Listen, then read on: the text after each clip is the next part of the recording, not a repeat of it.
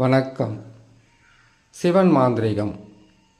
இந்த மாந்திரீகத்தில் மாந்திரீகம் செய்ய மாந்திரீகத்தில் முழுமையாக வெற்றி பெறணும்னா எந்திரம், மந்திரம், மை, தகடு, தாயத்து பல வகையான பொருட்களுடன் சேர்த்து அஷ்டகர்மத்தை வெற்றி பெறலாம், வெற்றி பெற முடியும் என்பதை நமது பல முன்னோர்களும் பல வகையான மாந்திரிகளும் செய்து வெற்றி கண்டிருக்கிறாங்க. இப்போது மாந்திரிகத்துக்கு மிகவும் முக்கியமானது, ஒருத்தர் சைவ பூஜையாக இருக்கலாம், இன்னொருத்தர் அசைவ பூஜையாக இருக்கலாம். அசைவம் என்பது மிகவும் கொடிய பாதிப்புகளை தந்து கஷ்டங்களை கொடுத்து நஷ்டங்களை கொடுத்து நன்மையும் செய்து தீமையும் செய்வது தான் அசைவம். சைவன்றது பார்த்திங்கன்னாக்கா நன்மையை அதிகமாக செய்யும், தீமையை பொறுத்த வரைக்கும் முடிந்த அளவுக்கு கட்டுப்படுத்தும், கட்டுப்படுத்தி தீமைகளை வராமல் தடுக்கும். இதுதான் சைவ மூலிகை ரகசியங்கள். இப்போது சைவ மூலிகைன்றது கேட்டிங்கன்னாக்கா மாந்திரிகத்துக்கு எத்தனையோ மை அரைக்கிறதுக்கு மூலிகை தேவை, மூலிகை வேர் தேவை. அதையெல்லாம் எப்படி எடுப்பாங்க, எந்த நிலையில் எடுத்தால் அதை மையாக உருவாக்கினாலும் சரி. இப்போ யாருன்னா ஒருத்தருக்கு வசிய தாயத்தை போட்டு கொடுக்கணும்னு கேட்டிங்கன்னாக்கா அதுக்கு மிளகு சாரணை கூடவே தர்பப்புல் அதனுடன் சேர்ந்து நாயுருவி இதையெல்லாம் சேர்த்து ஒருத்தருக்கு போட்டு கொடுக்கலாம். ஒரு தாயத்தாக அடித்து கொடுக்கலாம், எந்திரமாக கொடுக்கலாம். இன்னும் சிலருக்கு உடலில் துஷ்ட ஆத்மாக்கள் பாதிப்பு இருக்குன்னு கேட்டிங்கனாக்கா எட்டி மரத்தினுடைய வடக்கு வேறுன்னு ஒன்று நேராக போனோன்னா மூலிகையை பிடிங்கி எடுத்துகிட்டு கபான் போட்டு கொடுத்துறதெல்லாம் கிடையாது. மூலிகை சாப நிவர்த்தின்னு ஒன்று இருக்குது, மூலிகையினுடைய சாப நிவர்த்தி செய்கிற முறைன்னு ஒன்று இருக்குது. அந்த வகையில் பார்க்கும்போது இப்போ பார்க்கக்கூடிய பதிவு மூலிகைகளை எப்படி எடுக்கலாம், எப்படி எடுத்தால் மூலிகை நமக்கு உதவியாக இருக்கும், செய்கிற மாந்திரிக பலிதம் உடனுக்குடனாக கிடைக்கும். எப்போவுமே கேட்டிங்கன்னாக்கா உடனுக்குடனாக கிடைக்கணுன்றது தான் எல்லோருடைய ஆசை, அவங்களுடைய தேவை. அதுக்கு எத்தனையோ மை இருக்குது. அஷ்டகர்மத்தில் 8 வகையான மையும் பயன்படுத்தி வெற்றி பெறுவதும் ஒருத்தருடைய திறமை. வெறும் மந்திரங்களால் வெற்றி பெறுவதும் ஒருத்தருடைய திறமை. இந்த நிலையில் இப்போ நாம் பார்க்கக்கூடியது மூலிகை சாப நிவர்த்தி. மூலிகைகளை எப்படி எடுக்கணும்னு ஒரு மூலிகை உங்களுக்கு தேவைப்படுது. எத்தனை மூலிகை இருக்குது? ஆயிரக்கணக்கான லட்சக்கணக்கான கோடிக்கணக்கான மூலிகை இருக்குது. ஆனால் இதில் நமக்கு ரொம்ப உதவியாக இருக்கக்கூடியது சில மூலிகைகள் இருக்குது. என்ன சில மூலிகைன்னு பார்த்தீங்கன்னாக்கா வெள்ளை கண்டாங்கத்திரி, அது ரொம்ப ரொம்ப முக்கியமானது. இது நாங்கள் புதுசாக இருக்குன்னு நல்லா பயப்படாதீங்க. கண்டாங்கத்திரி என்பது அதனுடைய மலர் பூ ஊதா நிறத்தில் இருக்கும், கத்திரி பூ மாதிரி இருக்கும். இதிலே பார்த்தீங்கன்னாக்கா வெள்ளை பூ பூக்கும், அது வெள்ளை கண்டாங்கத்திரி. அது இருந்தால் இந்த மாந்திரிகத்துக்கு மிகவும் உதவியாக இருக்கும். சரி, வெள்ளை கண்டாங்கத்திரியினுடைய பூ தெரிஞ்சு அதனுடைய செடி நம்ம ஆணி வேறு அறுபடாமல் பிடிங்கி எடுத்துடுறோம், பூஜை புனஸ்காரமெல்லாம் பண்ணி எடுத்துடுறோம்னு வச்சுக்கோங்க. அது எதுக்கு உதவியாக இருக்கும் அப்படின்ற ஒரு கேள்வி வரும். எல்லா கேள்விக்கும் ஒரே பதிலில் ஒரு பதிவில் பதில் சொல்ல முடியாது. ஒவ்வொரு பதிவாக ஒவ்வொன்று போட்டுக்கிட்டே வரலாம், நீங்கள் பொறுமையாக கேட்டுங்க. அடுத்தது கருவூமத்தம்.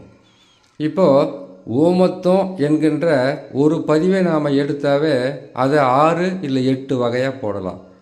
ஒரு நமக்கு தெரிஞ்சதெல்லாம் கேட்டிங்கனாக்கா கருவூமத்தம். அடுத்தது கேட்டிங்கனாக்கா ஒரு ஐவேரி கலரில் கூட மஞ்சள் சிகப்பு கலந்த ஒரு கலரில் இருக்கக்கூடிய ஊமத்தம் தெரியும். வெள்ளை ஊமத்தமும் இருக்குது, வெள்ளை ஊமத்தம் இருக்குது, பொன்னிற ஊமத்தமும் இருக்குது, கரு ஊமத்தமும் இருக்குது. இதில் வெள்ளை நிற ஊமத்தத்தை பெருசாக பயன்படுத்த மாட்டாங்க மாந்திரிகத்துக்கு. ஆனால் பொண்ணு ஊமத்தத்தை நிறையா பயன்படுத்துவாங்க. பொண்ணு ஊமத்தை ஒருத்தருக்கு வசியம் செய்கிறதுக்கும் செய்யலாம். ஒருத்தருக்கு வசியத்தில் இருக்கிறவங்கள மீட்டு எடுக்கிறதுக்கும் அந்த ஊமத்தத்தை பயன்படுத்தலாம். ஆனால் ஒரு மாந்திரிகத்துக்கு மிகவும் முக்கியமானதுன்னு கேட்டிங்கன்னா கரு ஊமத்தம். இந்த கரு ஊமத்தத்தை வச்சு ஒருத்தருக்கு கை கால் வராமல் செய்யலாம், ஒருத்தரை வாய் பேச முடியாமல் செய்யலாம், ஒருத்தருக்கு எந்த விதமான செயலும் செய்ய முடியாமல் சித்த பிரம்ம பிடித்த மனிதர் மாதிரி உருவாக்கி கஷ்டப்படுத்தலாம். அதெல்லாம் செய்யக்கூடாது, இருக்கிற உண்மையை சொல்லணும். அதை மயானத்தில் இருக்கக்கூடிய கருவூமத்தமோ வனப்பகுதியில் இருக்கக்கூடிய கருவூமத்தமோ அதை எடுத்துட்டு வந்து பல வகையான மனிதனுக்கு கஷ்டத்தை கொடுக்கலாம். அந்த கஷ்டத்தை ஒருத்தனுக்கு பைத்தியமாக்கணுன்றது ஏதோ கோபத்தினாலேயும் மன வெறுப்புனாலேயும் சொல்லக்கூடிய வார்த்தையாக இருக்கும். அந்த பைத்தியமாக அவங்க மாறும்போது தன்னையும் யாருன்னு தெரியாமல், தன் குடும்பத்தில் இருக்கிறவங்களும் யாருன்னு தெரியாமல், வீதி வீதியாகவும் தெரு தெருவாகவும் ஊர் ஊராக சுற்றி ரொம்ப கஷ்டமாக இருக்கும். அதெல்லாம் இது கர்மா பயனை பொறுத்த வரைக்கும் ஜோதிடத்தில் சொல்லுவாங்க. என்னன்னு கேட்டிங்கனாக்கா, சில கிரகங்கள் மாற்றம் பெற்று சேர்க்கை இருந்தால் இப்படி ஒரு சித்த பிரமையான மனிதர்களாக பிறப்பாங்க. இல்லை யாராவது அடிக்கிறது, தலை மேலே அடிக்கிறது, இல்லைன்னு கேட்டிங்கன்னா அவங்க கீழே விழுறது, இல்லை பெரிய ஒரு கல்லோ வேற என்ன இரும்பு போல பொருள் தலை மேலே விழுந்து நரம்பு பாதிக்கப்பட்டு அவங்க அப்படி ஒரு பாதகத்தமான நிலைக்கு போவாங்க. மாந்திரிகத்தில் கருவமொத்தத்தை வச்சு செய்திடலாம். அதனுடைய பதிவை நான் தனியாக போடுறேன், கேட்டுக்குங்க. அடுத்தது வெள்ளெருக்கன். இப்போ 2 எருக்கன் இருக்குது இல்லைங்களா?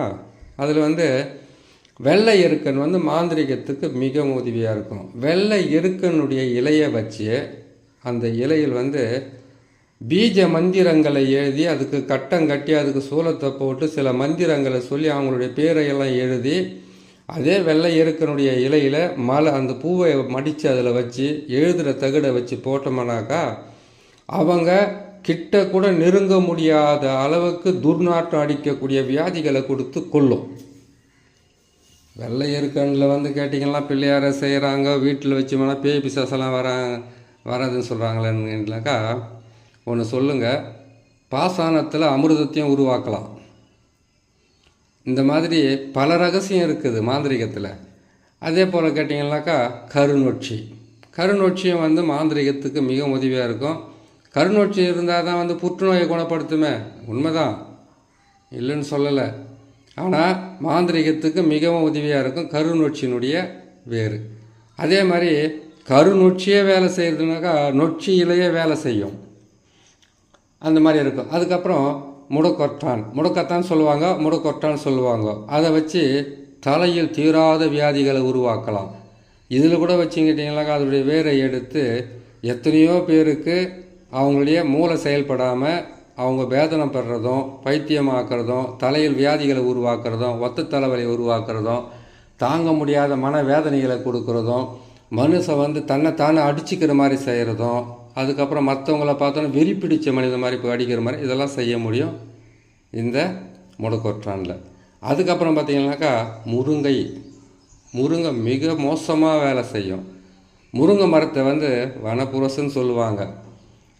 அந்த முருங்கை மரத்தினுடைய 4 வகையிலும் 4 திசையில் இருக்கக்கூடிய 4 வகையான வேர்களும் மிக கொடூரமாக ஒரு மனிதனை தாக்கக்கூடியது. அந்த முருங்கை மரத்தினுடைய தெற்கு பக்கமோ அல்லது மேற்கு பக்கமோ இருக்கக்கூடிய வேரை எடுத்து ஒரு பாவையை செய்து அந்த பாவையில் தூவாரம் போட்டு முடக்கொற்றானுடைய வேறு ஆணி வேறு அறுபடாமல் பிடுங்கி அதை வச்சு ஒரு மனிதனை எந்த செயலும் செய்ய முடியாத அளவுக்கு கட்டி வைக்கவும் முடியும். ஒரு மனிதனை வாழ்க்கையில் முன்னேற்றம் அடைய முடியாத அளவுக்கு தொழிலையும் கட்டி வைக்க முடியும். ஒரு மனிதனை கீழே இருக்கக்கூடிய ஒரு பொருளை கூட எடுக்க முடியாத அளவுக்கு தன் உடலையும் கட்டி வைக்க முடியும். ஒரு மனிதனை எந்த விதமான அசைவும் இல்லாமல் ஸ்தம்பித்து நிற்க வைத்து கொல்லவும் முடியும். அவ்வளவு கொடுமையாக வேலை செய்யும். முருங்கை மரத்தினுடைய மேற்கு தெற்கு பக்கம் இருக்கக்கூடிய வேரை எடுத்து ஒரு பாவையை செய்து முடக்கொற்றானுடைய வேரையும் அதனுடைய மூலிகை உதவியால் இப்படியெல்லாம் செய்யலாம். இது 2 வச்சு செய்திட முடியுமான்னு கேட்டிங்கனாக்கா அதுவும் தனியாக இருக்குது. மாந்திரிகன்றது அஷ்டகர்மம் 8 சொல்லிட்டாங்க. ஆனால் அது உள்ளே போனோம்னாக்கா 1008க்கு மேலே இருக்கும் பிரச்சனைங்க. அப்படி இருக்கும்போது இதை செய்தால் இப்படி ஒரு நமக்கு தீமைகளை மற்றவங்களுக்கு செய்கிறதுக்கு உதவியாக இருக்கும். இன்னும் நிறையா இருக்குது. சரி, இந்த மூலிகைகளை எப்படி எடுக்கிறது? இந்த மூலிகைகளை எடுத்து நம்ம பயன்படுத்துறது எப்படி? எல்லாமே வேர்களை எடுத்துகிட்டு வந்து நம்ம மையாக உருவாக்கிடலாம். இது இப்போ வந்து அண்ட தைலம், பிண்ட தைலம், குழி தைலம், ஐகோல தைலமெல்லாம் இருக்குது இல்லையா, மையெல்லாம் இருக்குது இல்லையா, அது மாதிரி இதுவும் மையாக உருவாக்கி பல வகையான மாந்திரிகத்தில் வெற்றி பெற முடியும்.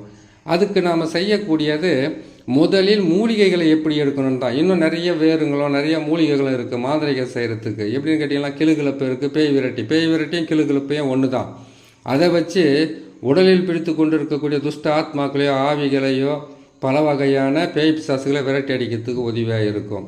இப்படி எண்ணற்ற மாந்திரிகத்தில் இருக்கக்கூடிய பல வகையான ரகசியங்கள் இருக்குது. ஒவ்வொன்றும் ஒரு பதிவை பார்க்கலாம். இன்றைக்கி வந்து பார்த்திங்கனாக்கா மூலிகைகளை எப்படி எடுக்குதுன்ற தலைப்பை எடுத்துட்டோம். இத்தனை மூலிகை சொல்லும்போது பதிவு நீளமாயிடுச்சு. சரி, மூலிகைகளை எடுக்கணுன்னாக்கா 4 நட்சத்திரம், திதி, கரணம், யோகனெல்லாம் இருக்குது. எப்போ எடுக்கிறதா இருந்தாலும் கெட்ட மூலிகைகள் எடுக்கிறதா இருந்தால் சனி, செவ்வாய், ஞாயிறு. நல்ல மூலிகைகள் எடுக்கிறதா இருந்தால் திங்கள், புதன், வியாழன், வெள்ளி. இந்த நாட்களில் எடுத்தால் போதும். சரி, எப்போ எடுக்கிறதா இருந்தாலும் சூரியன் உதயத்துக்கு முன்னாடி எடுக்கிறது நல்லது. இல்லை சூரியன் உதச்சி பிறகு சரி 12 மணிக்குள்ளே எடுப்பது வந்து மிகவும் நல்ல பல வேலையை செய்ய ஆரம்பிக்கும். சூரியன் மறைஞ்சதுக்கப்புறம் எடுக்கக்கூடாது, அவ்வளோ பலனை கொடுக்காது. சரி, எந்த மூலிகை எடுத்தாலும் அது பக்கத்தில் போய் சுத்தமாக அதை அந்த இடத்த சுத்தப்படுத்தி அதுக்கு எப்படி வந்து நம்ம வந்து வீட்டையும் வாசப்படியும் சுத்தமாக வைப்போமோ அந்த மாதிரி அதை சுத்தமாக கழுவி அது பக்கத்தில் மல்லிகைப்பூ, அவல், பொரி, கடலை, பத்தி, சூடம், காதோலை, கருகுமணி. சரி, இதெல்லாம் முடியாது. சாதாரணமாக முடிந்த அளவுக்கு வாசனை நிறைந்த பூக்களை போடலாம். சுத்தப்படுத்தி மஞ்சள் நீரால் அதுக்கு தெளிக்கலாம். தெளிச்சுட்டு மஞ்சள் நூலால் காப்பு கட்டணும். காப்பு கட்டி இதுக்கு சில மந்திரங்களை சொல்லணும். அந்த மந்திரத்துங்களை உங்களுக்கு ஓரளவு தெரிஞ்சிருக்கலாம். தெரியாதவங்களாக இருந்தாக்கா ஒரு 2 மந்திரத்தை சொல்கிறேன், இதை ஞாபகமாக நீங்கள் சொல்லிக்கோங்க. சரிங்களா? இதுக்கு அந்த மந்திரத்தை சொல்லி அந்த மூலிகைகளை எடுங்க. அந்த ஆணி வேறு அறுபடாமல் எடுத்தீங்கன்னா பல வகையில் உங்களுக்கு நன்மைகளை செய்யும். சரி, இப்போ பார்த்தீங்கன்னா முதல்ல மூலிகை எடுக்கிறதுக்கு முன்னாடி அந்த மூலிகைக்கு கட்டு போட்டு மந்திரத்தை சொல்லணும். ஓம் சிவன் சாபம் நசி நசி, ஓம் சக்தி சாபம் நசி நசி, ஓம் சகல சாபம் நசி நசி, ஓம் சித்தர்கள் சாபம் நசி நசி, ஓம் மூலிகை சாபம் நசி நசி, ஓம் சகல தேவர்கள் சாபம் நசி நசி, ஓம் ஓம் காளி, ஓம் பிடாரி, ஓம் நசி மசி வசி வசி வசி பட் ஸ்வாக. இந்த மந்திரத்தை சொன்னீங்கன்னாக்கா மூலிகை சாபம் நிவர்த்தி ஆகும். அப்படி இல்லைன்னு கேட்டிங்கனாக்கா ஓம் சிவன் சாபம் நசி நசி, சக்தி சாபம் நசி நசி, தேவர்கள் சாபம் நசி நசி, சித்தர்கள் சாபம் நசி நசி, நசி நசி நசி எனக்கு வசியமாவாய் கடவ ஓம் நமச்சிவாய என்ற வார்த்தையை சொல்லிவிட்டு அந்த மூலிகையை ஃபஸ்ட்டு வந்து காப்பு கட்டிடுறீங்க. அந்த மந்திரத்தை 108 1008 உரு போட்டு அதுக்கப்புறமா அதுக்கு தண்ணியை ஊற்றி நீங்கள் எடுத்துக்கலாம். இல்லை பள்ளம் தோண்டி ஆணி வேறு அறுபடாமல் எடுத்துக்கலாம். இப்போது இந்த மாதிரி மந்திரங்களும் சொல்லலாம். இந்த மாதிரி மந்திரங்களை சொல்லி அந்த மூலிகைகளை எடுத்து சேகரித்து இதில் வந்து மையாக உருவாக்கலாம். இல்லைக்கிட்ட இதே மூலிகையை வச்சு நம்ம சொன்ன மாதிரி பாதகத்தையும் செய்யலாம், நல்லதையும் செய்யலாம். அஷ்டகர்மத்தில் நல்லதுன்னு பார்த்தீங்களானாக்கா 3 தான் வரும், கெட்டது நிறையா வரும். கெட்டதே செய்யக்கூடியது தான் மாந்திரிகம் சொல்லுது. ஏன்னு கேட்டிங்கனாக்கா அஷ்டகர்மன் தான் சொல்லிக்கிறாங்க. அது அஷ்டமா சித்துன்னு சொல்லலை. அஷ்டகர்மன்னாவே கெட்டதை செய்கிறது தான் அது வேலையை. அப்படி செய்யும்போது பல வகையான அதுக்கு விதிமுறைகள் இருக்குது. இதை செய்யக்கூடாது, இதை செய்தால் சிவனுக்கு ஆகாது, இதை செய்தால் சக்திக்கு ஆகாது, இதை செய்தால் குடும்பத்துக்கு ஆகாதுன்னெலாம் விதிமுறை இருக்குது. ஒரு மனுஷனுக்கு வந்து வாழ்க்கையில் வந்து வெற்றி பெறணும்னு கேட்டாக்கா அது பல வகையான வழியில் கிடைக்கும். அதில் வந்து ஒரு வழி மாந்திரிகமாகவும் இருக்கும். செய்து வெற்றி பெறுவதற்குண்டான வழிகளையும் எப்படி செய்கிறதுன்றத விதிமுறையும் ஒவ்வொரு பதிவாக பார்க்கலாம். இன்னொரு நல்ல பதிவில் உங்களை சந்திக்கிறேன். நன்றி, வணக்கம்.